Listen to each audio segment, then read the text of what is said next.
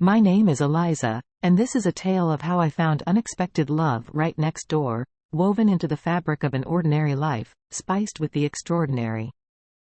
I live in a quaint, yet vibrant townhouse complex in the historical heart of New Orleans, a place as enigmatic as it is endearing. Known for its pastel hues and iron balconies, it sings tales of love, despair, and revival.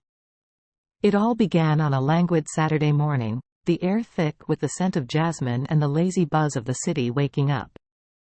I was nursing a cup of coffee when I heard a truck pull up with a rattle and hiss, a sound discordant in the soft morning.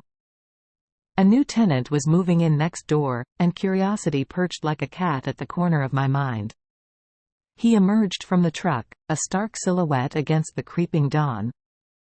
The man was tall, his dark curls tumbling to the collar of his leather jacket, a stark contrast to the delicate historical charm of our neighborhood. His presence was like a smudge of modern ink on an ancient parchment. His aura was both intimidating and compelling, a mystery novel in a sea of predictable romances. When our eyes first met, it was as if a storm had been waiting to erupt. His gaze was piercing, unsettling yet enthralling, like the dark heart of the ocean. I quickly looked away, the intensity too much to bear at such an early hour. Our next encounter was far more intense. I was tidying up when a loud knock echoed through my living room, urgent and demanding. Expecting the handyman, I swung the door open only to freeze at the sight of him, my new neighbor, Lucas. "Are you Eliza?" he inquired with a hint of impatience, his voice a low rumble that seemed to travel straight through me. "Can I help you?" I managed, my voice steadier than I felt. His eyes, a turbulent sea of blue, scanned my face as if he were deciphering a secret code. "The super told me to ask you about building issues if she's not around," he stated casually, leaning against my doorframe, filling the space with his unexpected allure. I noticed then, the faint lines of ink peeking from under his sleeve, tendrils of a dark tattoo that hinted at hidden depths. "The heater and the guest laundry," I replied, redirecting the conversation to safer waters. "Turn it on, wait half an hour." As he turned to leave, his parting words floated back, tinged with amusement, "Nice pajamas, neighbor." In the days that followed, Lucas was an enigma. We'd cross paths occasionally, a nod here, a half-smile there, but each fleeting interaction was charged with an electric tension. He was an unspoken challenge, a riddle wrapped in the enigma of his quiet, smoldering solitude. I found myself both drawn and repelled by him. His aloofness intrigued me, yet his dismissive air stung. It was clear he was not a man who easily let others in, a fortress with walls too high and thick. Yet, each encounter left me more curious, more entangled in the web of his mysterious allure. It was on Valentine's Day that everything changed. The day was crisp, the air filled with the promise of spring. I returned from the store, arms laden with groceries, only to find Lucas struggling with his door. His usual composed demeanor was replaced by frustration, his words slightly slurred. "Need help?" I asked, my tone tentative. He turned, his look one of surprise, softened by the edges of his inebriation. "Eliza, right? Don't go," he called out as I reached my door. I paused, unsure. His next words were quiet, vulnerable. "Did I do something to make you dislike me?" His question caught me off guard, the softness in his voice disarming. "I don't dislike you," I admitted, my voice equally soft. "It's just." "Just what?" he prodded gently. "Your demeanor. It's a bit intimidating." A small, knowing smile touched his lips. "Maybe I'm just trying to keep the world at bay." We stood there, in the dimly lit hallway, the distance between us charged with unspoken words and pent-up emotions. Then, something shifted. The air around us seemed to spark, the tension palpable. "I think the culprit might be your pajamas," he teased, a glint in his eyes, stepping closer. My heart raced, his nearness overwhelming. As he stood there, just a breath away, the world seemed to tilt. "Lucas," I whispered, unable to look away. In a movement fluid as the night turning into dawn, he reached for me. His hands framed my face, his touch gentle, as if I were something precious. His lips met mine in a kiss that stole my breath away, soft yet insistent, whispering promises of forgotten desires waking to life. The kiss deepened, his hands trailing fire down my back, pulling me closer. We stumbled into my apartment, the door slamming shut behind us. There, against the cool expanse of the kitchen counter, Lucas's kisses wrote new stories on my skin, each touch a word, each caress a sentence, crafting a tale of passion that I had never known. As our clothes fell away, the contours of his tattooed skin were revealed, intricate patterns that told of wild seas and stormy nights.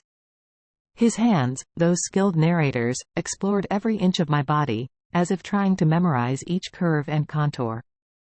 In that moment, under the spell of his touch, I surrendered.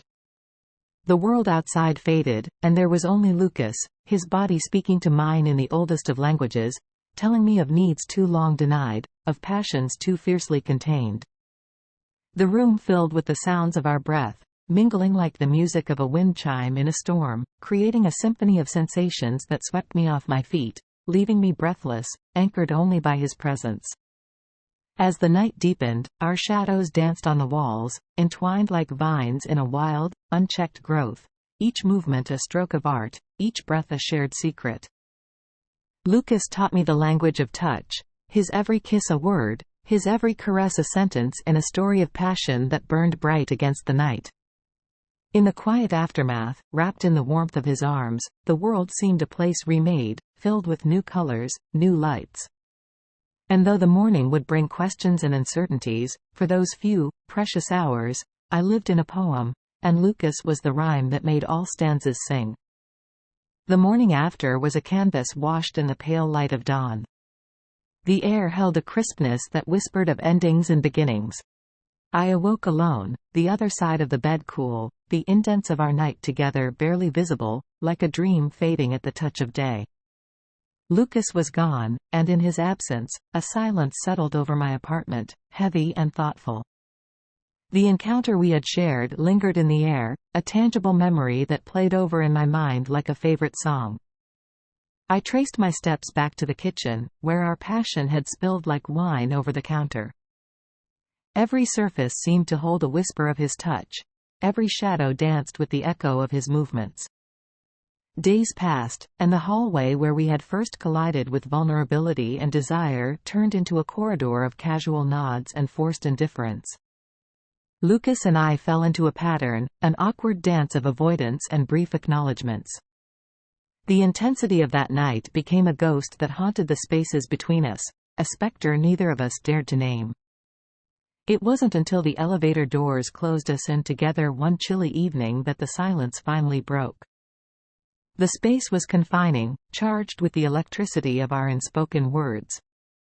Lucas stood there, his presence as commanding as ever, yet his eyes held a softness that had been absent before. "Eliza," he began, his voice a low rumble, the sound vibrating through the cramped space. "About the other night." I held up a hand, stopping him mid-sentence. "You don't need to explain," I said, the words heavier than I intended. "What happened, happened." We were both caught in a moment. A smile, sad yet understanding, touched his lips. "It was more than just a moment for me," he confessed. His admission hung between us, bold and disarming. The elevator dinged, signaling our floor, but neither of us moved to exit. "Lucas, what are you saying?" I asked, my heart thudding loudly in the silence that followed. He stepped closer, eliminating the last remnants of distance. "I'm saying that maybe we shouldn't just write off what happened as a moment of weakness. Maybe it was the start of something real," he said, his gaze holding mine. It was a risk, a gamble on a possibility that could shatter as easily as it could soar. But as I looked into Lucas's eyes, I saw not just the storm but also the calm that follows. I saw a promise of something deeper, something lasting. "Maybe," I whispered, allowing the word to hang in the air, a key turning in a lock. Our next encounter was deliberate, filled with intention. We met not in the shadows of accidental meetings but openly, in the small cafe down the street. Over cups of coffee that went cold as we talked, we explored each other's worlds. Lucas shared stories of his travels, of the places that marked his skin in ink. I spoke of my dreams, of the canvases I wished to fill with color. As days turned into weeks, our relationship deepened, rooted in the understanding that what we had was rare. We found in each other a sanctuary, a meeting place for our souls. It wasn't just physical attraction that drew us together, but a profound connection that wove through our conversations, our silences. Yet, the specter of how we began lingered, a reminder of the fragility of our connection. It wasn't until one rain-soaked evening, as we lay intertwined in my bed, that Lucas spoke of fears and futures. "Eliza, I don't just want this to be about fleeting moments. I'm tired of temporary," he confessed, his voice a whisper against the storm outside. I nestled closer, my hand finding his. "Then let's make it permanent," I suggested, my voice steady despite the pounding of my heart. It was a commitment formed not out of necessity but out of desire, a mutual agreement to weave our separate lives into one. We were no longer just neighbors caught in a whirlwind of passion. We were partners, choosing each other day after day. As the seasons changed, so did our lives together in that little townhouse in New Orleans.